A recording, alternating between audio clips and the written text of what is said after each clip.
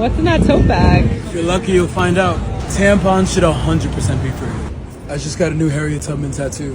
Have you heard of AOC? Women power. You don't have a job? Love is my job. Because love is in action. I would never own a TV. Who needs that? Have you ever read before?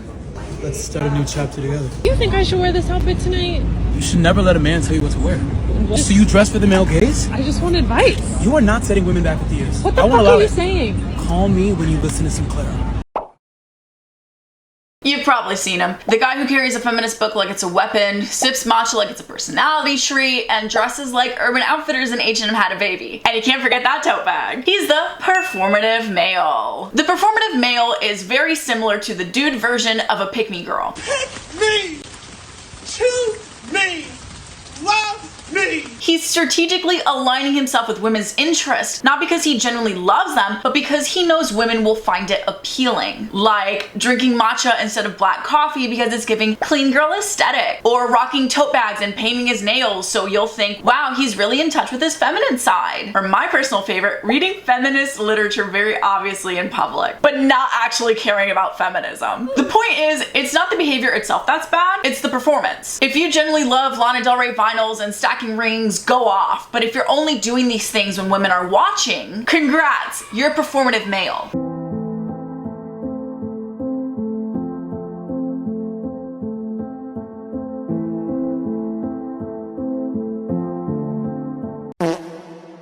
This trend really took off after a viral TikTok about this girl talking about a guy in her elevator. Apparently, he pulled out a book and started reading the second she walked in, so she clocked it as performative, even though there could be other reasons as to why he did that, like social anxiety. But from there, the internet did its thing, like it always does. What's your political opinion? Oh, I think women periods should be abolished. Hey, what are you drinking? I'm drinking matcha. Are you okay? What are you reading? Pride and Prejudice by Jane Austen. What's it about? Do we see the Labubu? Do we see the Labubu? What do you have in your bag? Oh, nothing. What are you listening to? I'm listening to the last album of Clairo. But it's not plugged though. Bro, are you sure we see the Labubu? Now, the performative male has a very specific style, and I'm sure you've seen them or you may even know one. They've got branded shirts from niche labels, could have baggy denim, silver necklaces, maybe even painted nails, maybe even a Labubu keychain hanging from their jeans. But the number one way to point out a performative male is that tote bag. It's basically men dressing the way they think women want them to. Which, I mean, hey, if it makes them a little more stylish and you care about their looks just a little more, is that a bad thing? Oh.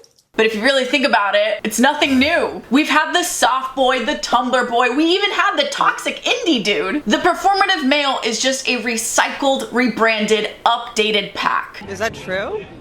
It's very true. Social media literally creates archetypes for us to adopt. It's kind of like evolution, except instead of natural selection, it's TikTok deciding which version of masculinity survives this week.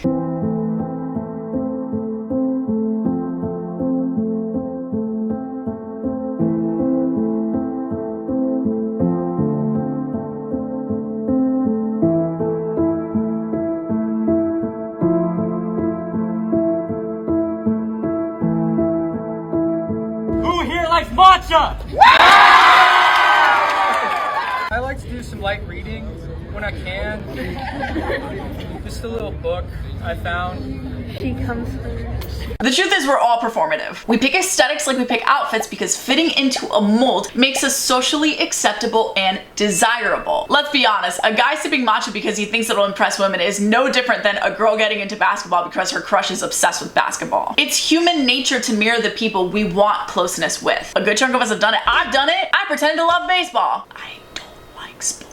The internet just makes it trendy. Is anything not performative anymore? Oh. Social media is literally built for performance. Every app is designed to make us perform for attention, for likes, for engagement, for comments. A lot of us are doing it intentionally or not. I mean, I have an entire YouTube channel. This is my performance, and y'all are watching because I hope you like this performance.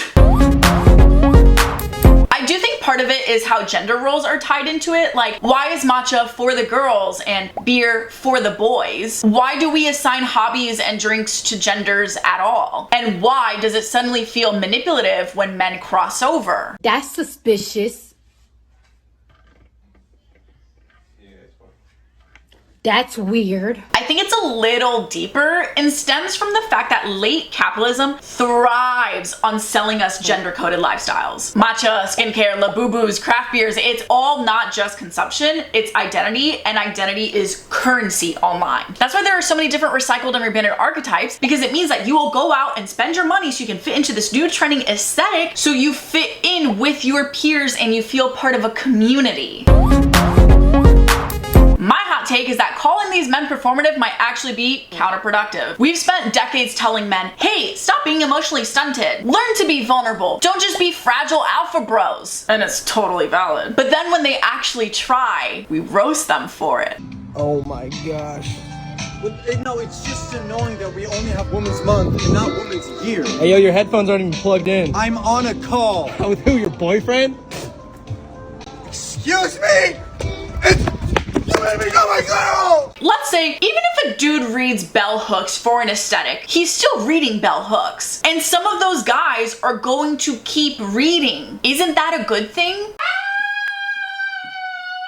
I feel like when we label everything they do as performative, we scare them off from even trying at all. So that leaves us with the manosphere bros, the alpha bros, and the real men who think showing their feelings is weak. Do we want that? No. So if anything, clowning on the performative male reinforces that as the default version of masculinity. Now sure, some of these guys are probably posers, which performative male is just a trendy TikTok name for. Call it for what it is. A performative male is a poser. Again, it's just rebranded. Some of them are nice on the surface and then show you their true colors once they've baited you in. But that can be said about literally anyone. The only way to spot a manipulator is by actually getting to know the individual, not assuming every man who's reading Wuthering Heights is plotting your downfall. At the same time though, I do get why this trend caught fire. Every time women say all men, there's always a rebuttal of not all men. But the thing is, it is all men. And think of it this way. When you handle a gun, you assume that it's loaded and you always treat it as such for safety. Women have learned to take that same approach towards men. And that's the truth. So yeah, sometimes we're cautious and think that a man could be cosplaying sensitivity. That's totally valid and I do understand it. Oh, thank you. Yeah, so I heard you listen to Claro. Yeah, me too. I really like her music. I also like, what's the other one? Be a Dabba Doobie, or, Beat a Doobie, yeah. No, I'm pretty sure that's how you actually say it.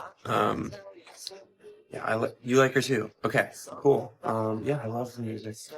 You know, it's only been like 2 dates now or something, right? But like I'm really starting to think that I might be falling in love. At the end of the day, everyone just wants to be seen. That's why we perform, whether it's the clean girl aesthetic or the performative male. It's about belonging, approval, and connection. Like birds sing to attract mates, peacocks show off their feathers, humans buy tote bags and pretend to love Sally Rooney. It's all performance, sure, but that doesn't make it completely meaningless. Sometimes performance is how we find who we truly are. If we reduce people to memes or tropes, we miss the fact that performance is how humans test out identity. The performative male might not be fake, he just might be trying on a version of himself that could actually stay.